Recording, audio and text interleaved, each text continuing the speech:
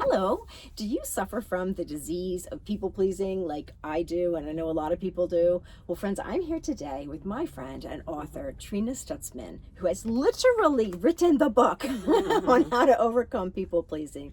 I'm Jennifer, the traveling publisher, and I'm here with Trina in a van that I rented from Fret's RV.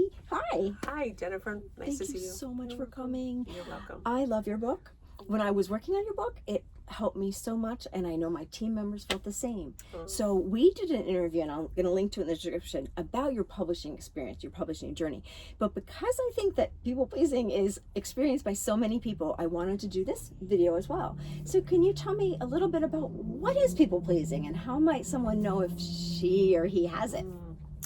Well, I'll start off with what I think people pleasing is when we prioritize other people's approval over our own feelings.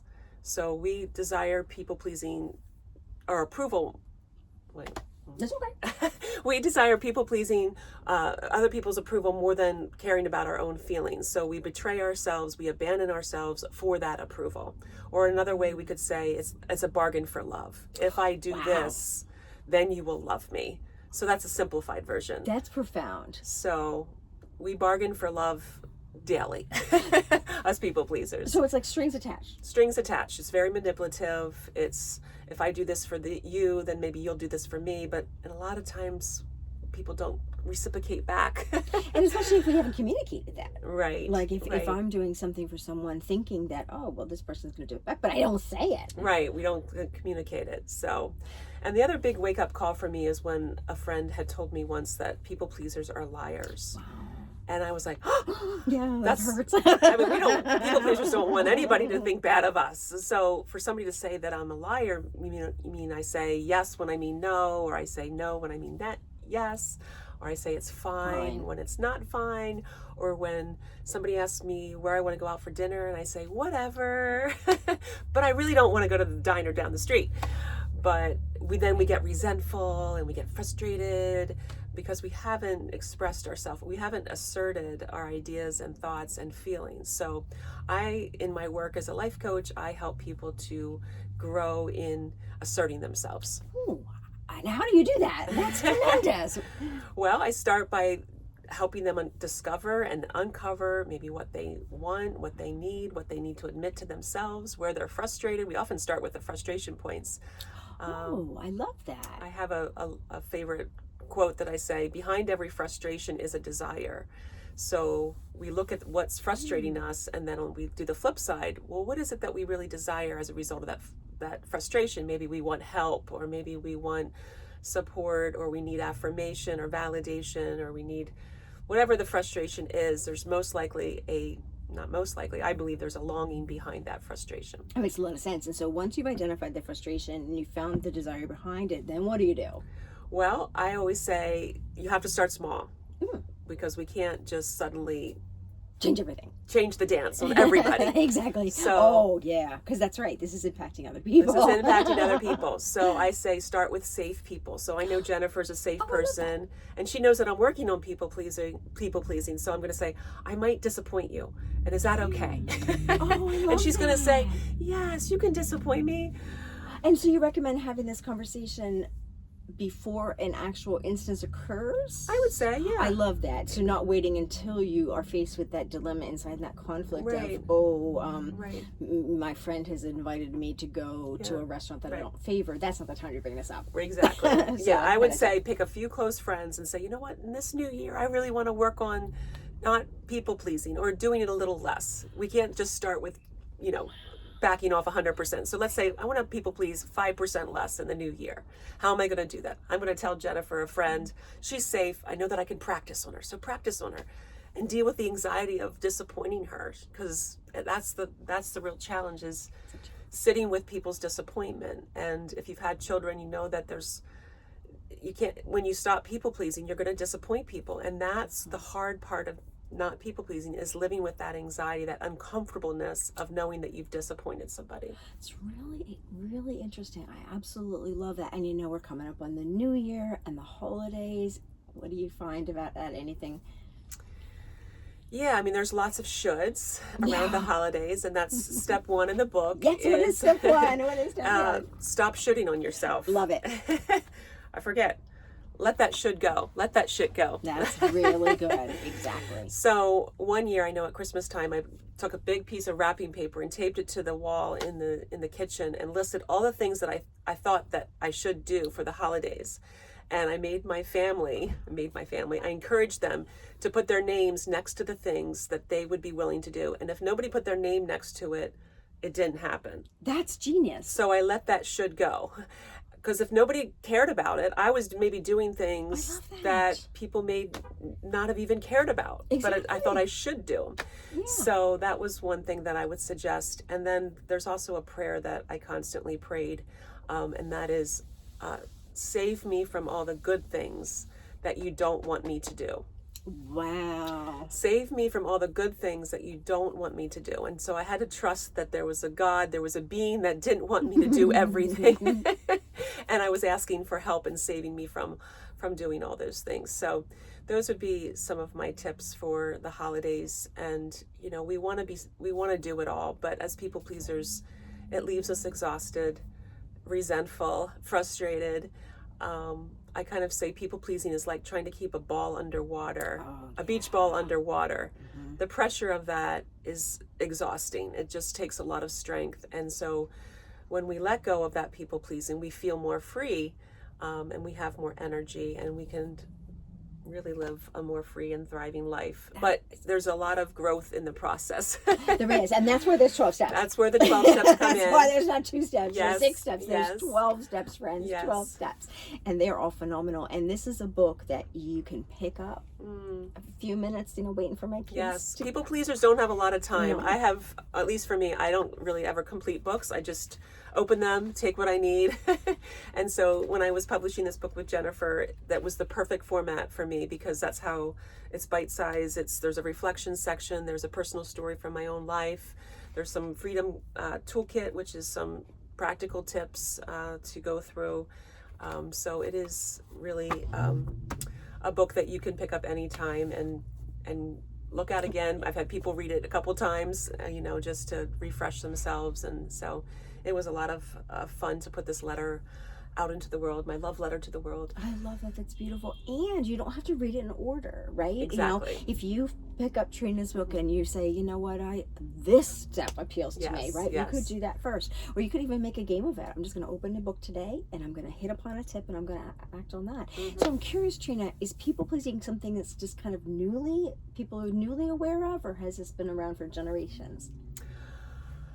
I think it's been around for generations. I think we're just becoming more aware and more empowered to say that doesn't work for me. There's the whole boundary, movement, so to speak. But I think just people are exhausted and they're tired.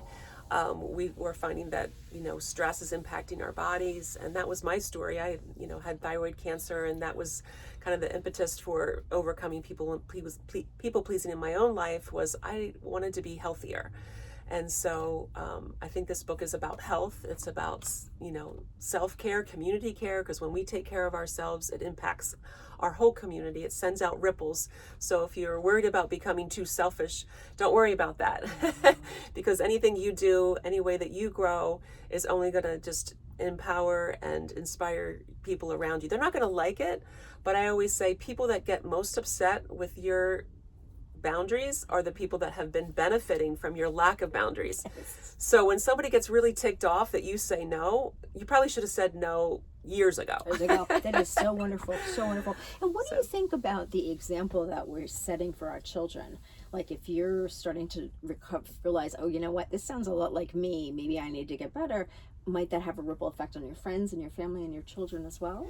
Exactly. I just met a young girl at a boutique that I was telling them about my book, and this young girl, she was 15, she said, my mom finally learned to say no at 50.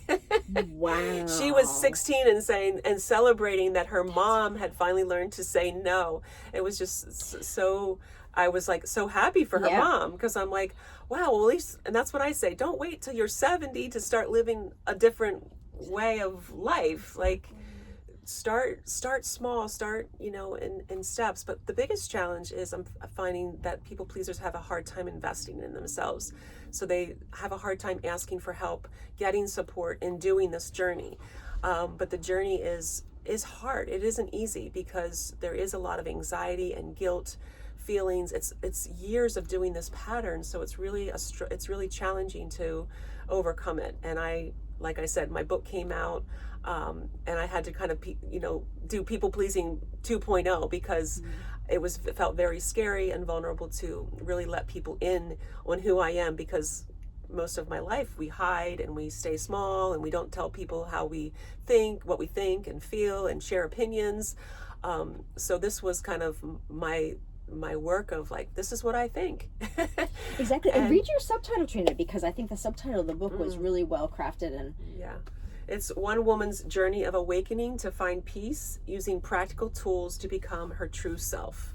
So I really wanted to become at peace with who I am and uncover that true self before I started to people please, and before I was taught to be that good compliant girl and here to only serve others. And I don't believe that's true. We're also here to love ourselves as much as we love and care for others. So that's right. And that word peace, I think, is something that people pleasers rarely feel. Right. And so that's the promise of your book, is that this book can help you to achieve that peace that has probably eluded you your entire life. And so tell me a little bit about being a coach of people pleasers. Like, sure, your book is awesome. People can buy it, do it at home, but coaching is going to be a fast pass, I would imagine. Yeah. Is this a specialty of yours? Yeah, I think it comes out in most women that I coach, is that people pleasing. I mean, I just had a coaching session with an executive woman who has a $1 million company, and for her to say, no, I prefer this and not this, was even a step. You know, it comes out in everything. We protect people. We don't often think about ourselves and what we prefer. So what do you prefer, is how I asked her, and she said, well, I prefer this. And I allowed her to assert herself, so to speak. And this is a woman who owns a big business. Wow. And often they find they can do that in their work life, but in their personal life is where they struggle with close friends and with relationships. So the language that you just used, Trina, I just got chills, because that is so powerful. It's lovely to say I prefer. Like, that's so beautiful of a way to express yourself. You're not saying I need, I demand, I want, I must have, but I prefer. You know, if someone says, let's go to that diner down the street, or I try to avoid diners in general, just say, well, I prefer this restaurant instead. Right. And that's just, it's a very non-confrontational way to say it. And like I said, you can state your preference. It doesn't mean that person will say, yeah, let's do that. But then they say, well, I would prefer this, and then you get to compromise. But oftentimes it's we give over our power to somebody else. We abdicate.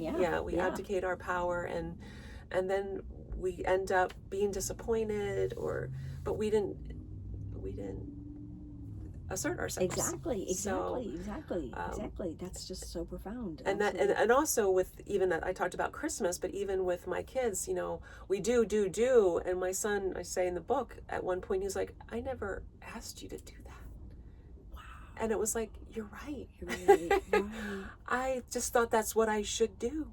And he didn't care if I did that or not, but yet I was busting my ass, so to speak. It's really interesting. So maybe sometimes to take a step back and ask a person, like, hey guys, like for instance, my boys are teenagers now, and when they were home for Thanksgiving, the timing was a little odd, such that they weren't going to be with me on Thanksgiving. And so I asked them, do you guys mind if I don't make all the traditional side dishes that truthfully you don't usually eat anyway? And they're like, no. Yeah, we want sushi. Exactly. Open up a can of corn, Mom. That's perfect. And so wonderful. That's tremendous. And I love when you said that I prefer, because when you say I prefer, I heard you say that then that other person often says, and you've like dialed down the emotion. And so what is so fascinating to me, Trina, is, this is such a part of my world. It's hard to even imagine what someone who isn't a people pleaser thinks. Like, have you ever experienced that? Like, what does that look like? What do those people think? They just... Well, it's interesting because I've been starting to ask people more, what do you think about? Because I know that I'm constantly thinking about other people. Exactly. I mean, I actually write, like, I'm obsessing. Like, I should call this person back. I should do this. I should do, da, da, da, da, da. Like, my whole mind, people at work, people, coaching clients, blah, blah, blah. All this, always about other people. And I, in my journey of finding peace, I've had to, what am I thinking about? And that is rainbows and unicorns? I don't know. What are people thinking about? And so, yeah, I mean, I think I'm learning that people are just more mindful of their life, just being more present. And that is what the gift of finding peace and overcoming people pleasing is. We're just more present, and we're not taking care of everybody and everything all the time, even in conversations. So that's Absolutely. That is awesome. And so, friends, stay till the end, because Trina is going to share a top publishing tip and a top travel tip. But I did want to just ask a little bit, how can someone find you? Yes, you can go to my website and contact me there, trinastutzman.com. And you can also find me on LinkedIn, Instagram, Facebook. Reach out to Jennifer. Right. And of course, her book on Amazon or everywhere books are sold. Yes, exactly. Exactly. So we were talking before the camera rolled of a little bit about a travel tip, and you shared something so interesting about when you go to visit your son. Yes. So one of my children, I have 4 children, lives in California, and when I go to visit him, he loves to plan things, and so we'll have an Excel spreadsheet of all the things that he wants to show me, and I'm all for that, and I don't ever, I could probably say what I prefer, but he always plans a great time for me. But one thing that I do say that I prefer is I prefer slow mornings and early evenings, where I don't stay with him. I stay in my own space at an Airbnb that is to my liking. Beautiful. And so he gets the best of me when he's with me. And if I didn't say that, I might be up playing games till 10 o'clock at night, which wouldn't be life-giving for me. Yeah, I love that. So I say, you know what, I'll see you in the morning, and when I see you, I will be at my best. And that's really goes along with my book and taking care of me so that I have more to offer you. That is so awesome, because the peace is in the present, and that is what we all are striving for. And as far as publishing, you had such a wise tip that comes up a lot of times with my authors who are so either they're so focused on perfection, or they have a hard time letting go. And so can you share? Well, part of people pleasing is we want to do it right, and we want to make sure that it's really, really good, and we can tend to be perfectionists. So what I really appreciated about Jennifer and her process, she calls herself a book doula, which she helps us birth this book child, so to speak, or a midwife. Yes, exactly. We're bringing the book to life. We're bringing the book to life. And as we know, in birthing children, there's a timeline. There's a timeline. And so if she didn't hold me to some account, wasn't held accountable to some dates, this book probably wouldn't have been published. And so, and I wanted to please her. Right, exactly. So I kept those deadlines. Yeah, she did. She was phenomenal. And so, right, I think it's our nature that we want everything to be perfect, but perfection is the enemy of published. Right. And so in these days of print on demand, which is a wonderful time, we no longer have to print 3,000 copies and have them stored in your basement. And so the beauty for that is if you find something you want to change, we make a change and we upload a new file. Right. And so it takes away a lot of the fear. Yes. And so you were just right there. You were ready. Let's get this thing out there to the world. And here it is. So here it is. Well, thank you so much. You are making such a difference in people's lives. And thank you so much. As one trying to recover people pleaser, I appreciate you. Thank you. You're welcome. Thanks, Jennifer. And thank you, friends, for being here. Please like and subscribe for more. Thanks. Bye-bye.